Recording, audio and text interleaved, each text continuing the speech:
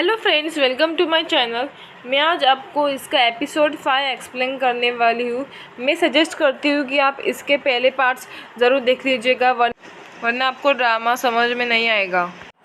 Episode 5 की शुरुआत में होतोको और चिवा दोनों रोमांस करते हुए दिखते हैं, पर तभी सुमासान वहाँ पर आ जाती है।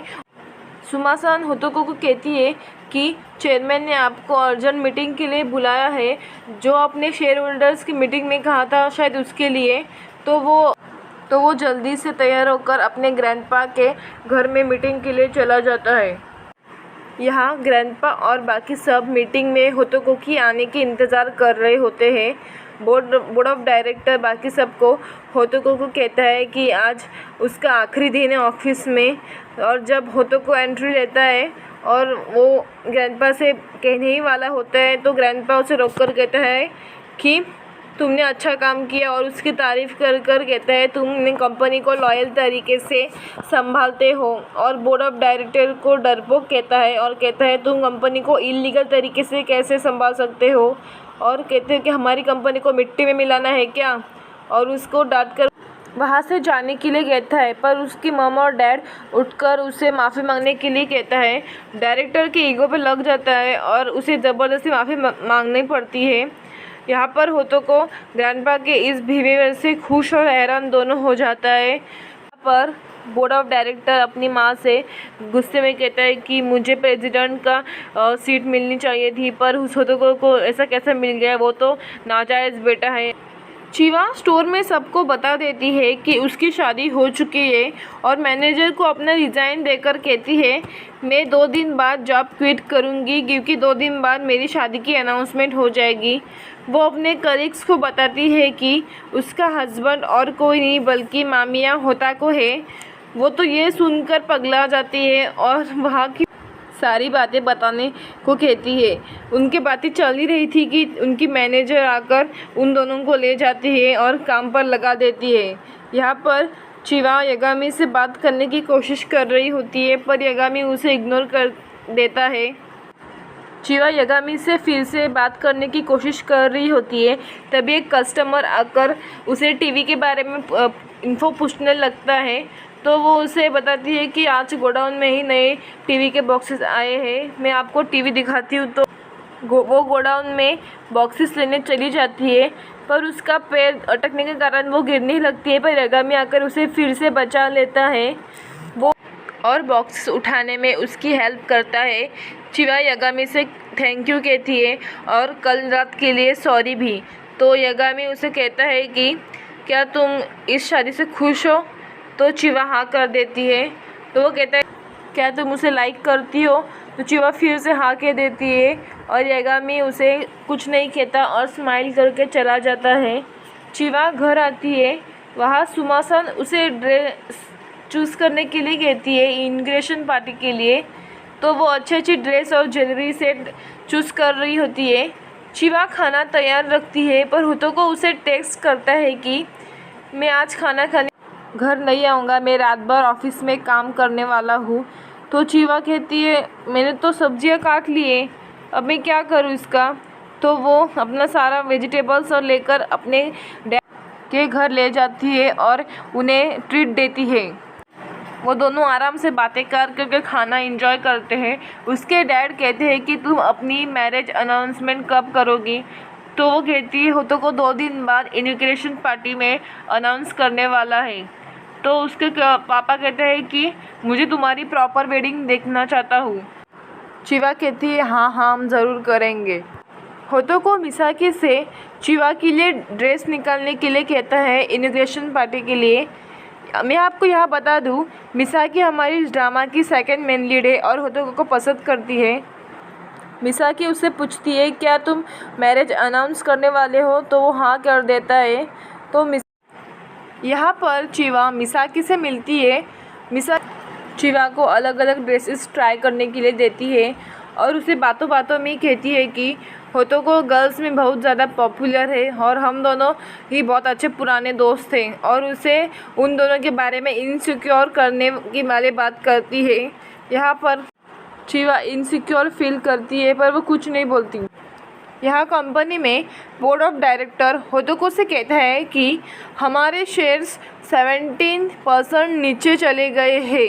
तो होतोको बताता है मैं इस बात को संभाल लूँगा, और वो उसे एक प्रोजेक्ट के बारे में बताता है और कहता है इलीगल प्रोजेक्ट है, आप इसे अभी बंद करो, और उसे ऑर्डर देता है। पर और कहता है मुझे ऐसे दूसरे भी कुछ प्रोजेक्ट्स डाउटफुल लगे हैं, और वो अपने मैनेजर से कहकर सबको उनके बारे में बताता है। सब लोग देखकर हैरान हो जाते हैं और होतोको की हाँ में हाँ मिलाते हैं। घर में चिवा होतोको को ड्रेस चूज़ करने के लिए दिखाती है, पर वो उस पर ज़्यादा ध्यान नहीं देता क्योंकि वो काम में बिजी था। चिवा कहती है क्या कंपनी में कोई प्रॉब्लम चल रही है? होतोको कहता है क्या तुम न्यूज़ नहीं देखती, तुम्हें पता नहीं? वो बताता है कि अकाउंटिंग फ्रॉड हुआ है। चिवा इसका मतलब पूछती है तो होतोको उसे डिक्शनरी में चेक करने के लिए कहता है और कहता है तुम थोड़ा इकोनॉमिक्स सीख लेना चाहिए। उससे मिसाकी के बारे में पूछती है तो होतोको कहता है हम बस दोनों दोस्त थे और वो मेरी बिजनेस पार्टनर है। तो चिवा कहती है तुम दोनों एक ही यूनिवर्सिटी में थे पहले, तुम दोनों के बीच में कुछ था क्या?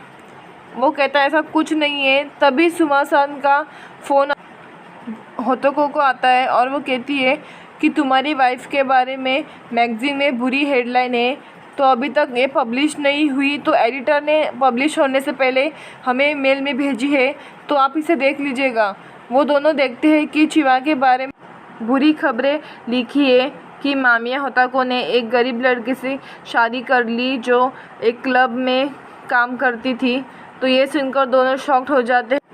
चिवा हैरानी से अपने डैड के पास जाती है और उन्हें कहती है आपको उन लोगों को सच नहीं बताना चाहिए था, पर उसके डैड को तो कोई फ़र्क ही नहीं पड़ रहा था, वो तो अपना खाना खाने में खुश जो रिपोर्टर्स ने उन्हें सच बताने के लिए दिया था। चिवा उन पे नाराज़ होकर वहाँ से चली जाती है।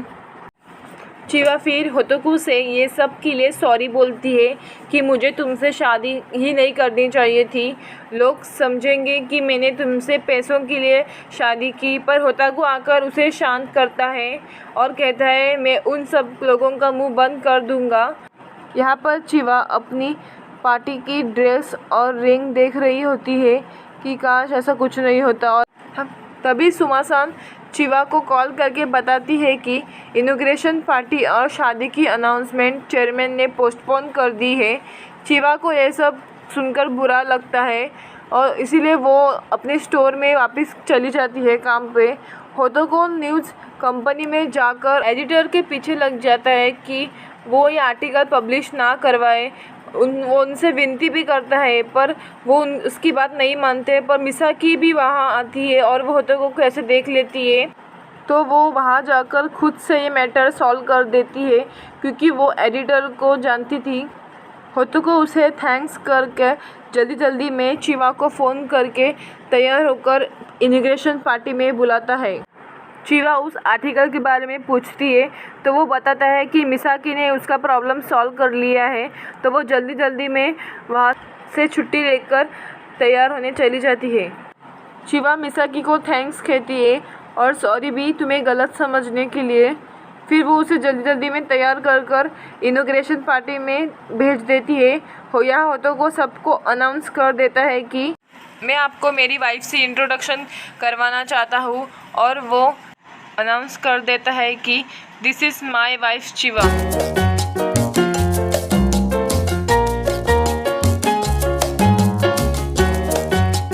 वो सबको चिवा से इंट्रोड्यूस कराता है और कहता है मैं अपनी वाइफ से बहुत ज़्यादा प्यार करता हूँ। चेयरमैन ने हमारी शादी तय की थी, पर अब मैं चिवा का सोलमेट हूँ और हम दोनों एक दूसरे को कभी नहीं छोड़ेंगे।